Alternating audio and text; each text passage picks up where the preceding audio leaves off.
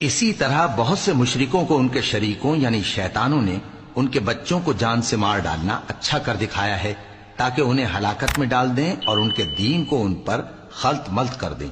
اور اگر اللہ چاہتا تو وہ ایسا نہ کرتے، سو ان کو چھوڑ دو کہ وہ جانے اور ان کا جھوٹ۔ اور اپنے خیال سے یہ بھی کہتے ہیں کہ یہ مویشی اور کھیتی منع ہے، اسے اس شخص کے سوا جسے ہم چاہیں کوئی نہ کھائے، اور بعض مویشی ایسے ہیں کہ ان کی پیٹھ پر چڑھنا منع کر دیا گیا ہے،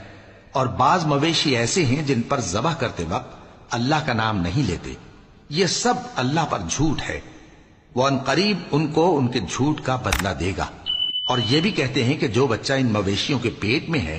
وہ صرف ہمارے مردوں کے لیے ہے اور ہماری عورتوں کو اس کا کھانا حرام ہے، اور اگر وہ بچہ مرا ہوا ہو تو سب اس میں شریک ہیں، یعنی اسے مرد اور عورتیں سب کھائیں۔ ان قریب اللہ انہیں ان کی اس تجویز پر سزا دے گا، بے شک وہ حکمت والا ہے، خبردار ہے۔